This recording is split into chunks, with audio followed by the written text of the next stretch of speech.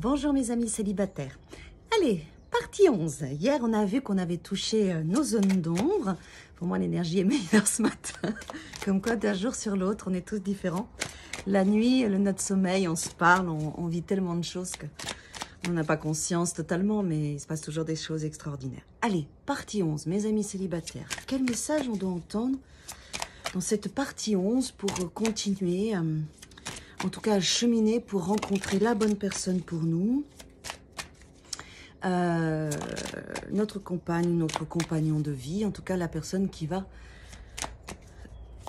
construire et co-construire avec nous. Allez, notre âme sœur. Ok. Qu'est-ce qu'on a? Oh, wow. Alors, j'ai deux cartes. J'ai le 7 d'épée et j'ai le pendu. Au-dessus, j'ai la reine d'épée. Alors, qu'est-ce que ça nous dit là? Cette partie 11, qu'est-ce qu'elle nous raconte?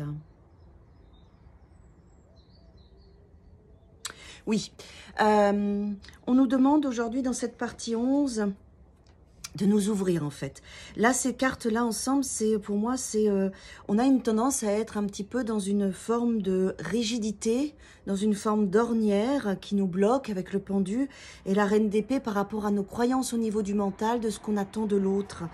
Et en fait, on s'auto-manipule un petit peu comme ça, c'est ce que j'entends. Attendez, je capte bien les cartes.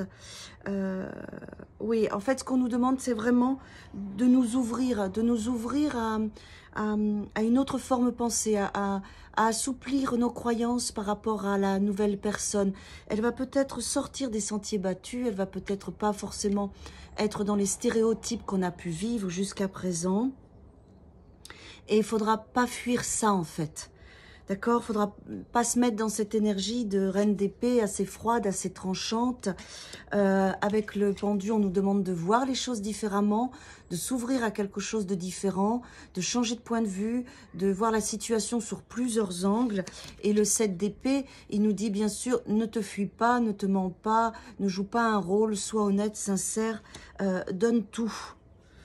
Donne tout. Elles sont assez particulières, hein, ces cartes-là. C'est comme si elles nous invitaient à nous débloquer par rapport à des croyances. Moi, c'est comme ça que je l'entends. Par rapport à la force de notre mental, comment on s'est construit en étant célibataire depuis quelque temps, voire plus. La force de notre mental nous amène à mettre des œillères un petit peu, c'est un peu ça. Et du coup, à fuir, ou dès que ça nous plaît pas, on fuit, ou on bloque, ou vous voyez, il y a quelque chose de cet ordre-là qu'on nous demande de dénouer dans cette partie 11. Allez, mes guides, quelle autre information on doit avoir? En tout cas, ça nous bloquait, ça nous empêchait de nous ouvrir à d'autres situations. Ok, ça résiste, hein? Ça résiste. Il y a une forme de résistance à sortir des sentiers battus. Il y a une forme de résistance à voir les choses différemment, à vous ouvrir à d'autres potentialités, à d'autres styles, à d'autres comportements. Et ça, c'est normal, c'est parce que c'est lié à vos blessures. Vous avez l'impression que si ça correspond parfaitement à ce que votre mental attend, que vous allez être en sécurité, que tout va bien se passer. Je pense que c'est ça le 7 d'épée, c'est là où on se ment à soi-même. C'est pas parce que la personne elle rentre dans toutes les cases qu'on va être bien avec elle. Et donc, c'est ça qu'on nous demande dans cette partie 11, c'est assouplis-toi, parce que ta rigidité par rapport à tes croyances et ton stéréotype pour soi-disant te donner confiance et te sentir sécure parce qu'il remplit ou elle remplit toutes les cases.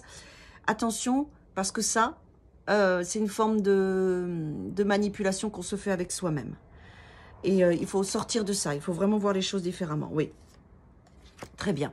Une fois qu'on a pris conscience de ça, donc c'est ce qui se passe, hein, puisque je vous donne cette vidéo-là, on en parle. Donc rien que le fait d'en parler, on en prend conscience, on s'interroge.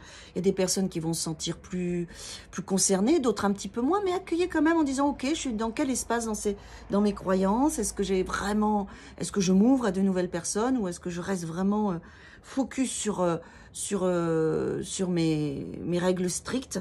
Hein, et du coup, je contrôle, je me manipule, je me mens et je passe à côté de quelque chose. Une fois qu'on a fait ça, qu'on a pris conscience de ça, on vient de le faire, il y a le changement qui arrive, la roue et la créativité. Vous voyez, c'est vraiment ça. En plus, avec le pendu, ce dont on a besoin pour se débloquer, c'est de la roue. Donc c'est génial. Donc, maintenant qu'on a pris conscience de ce qu'on vient d'exprimer, tac, derrière, ça bouge, ça se libère et notre créativité s'ouvre. La créativité, c'est quoi? C'est quand même s'ouvrir au champ des possibles. C'est sortir des choses qu'on faisait avant. Je pense qu'il y a quelque chose de cet ordre-là. On doit sortir de nos choix d'avant, de notre listing d'avant par rapport aux critères de la personne.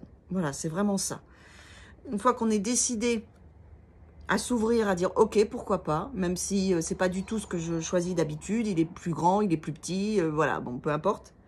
Tous ces critères, même au niveau du travail, on y va, il doit être comme moi, il doit faire la même chose que moi, ou il doit avoir les mêmes passions. Lâchez tout ça, d'accord? Terrain neutre, page blanche. Le meilleur moyen pour vivre dans la créativité, c'est la page blanche, d'accord? On a l'impératrice et la roue. Le 3, la créativité, c'est l'impératrice. Donc, une fois qu'on est dans cette posture, ok, je m'ouvre, tout est possible. Le destin, la vie vient, fait tourner les choses et vous donne une nouvelle relation, une potentialité, une ouverture. D'accord? Je vais en prendre une petite dernière. Ok. Ouais. Vous voyez, il faut lâcher ce lien qu'on a vu avant. Il faut faire le deuil de nos croyances, de nos attentes, du stéréotype qu'on attend de la personne et des cases qu'elle doit cocher. On doit lâcher ça, vraiment. Hein, et après, tout se libère, tout s'ouvre et on est dans une nouvelle ouverture, une nouvelle page. C'est notre partie 11 en fait, c'est de se dire, ok, j'ai essayé de me protéger avec toutes ces croyances, mais finalement aujourd'hui elles me bloquent, elles m'enferment, elles me manipulent, elles me font fuir et elles m'empêchent de vivre la belle relation. Et pour vivre la belle relation, faites table rase, page blanche dans votre tête, pas d'attente, vous vous faites confiance, d'accord? Et vous regardez la personne telle qu'elle est. Et vous lui laissez une chance, vous lui laissez un peu de temps, et vous regardez comment elle se comporte avec vous. Voilà. La reine d'épée, là, elle protège trop son cœur. Il faut la réchauffer, il faut qu'elle devienne une reine de coupe ou une reine de bâton. Voilà, mes amis célibataires. Bonne réflexion. Alors, ce week-end, je ne sais pas ce que je vais faire. Je verrai demain matin. Sinon, on se revoit lundi. À bientôt.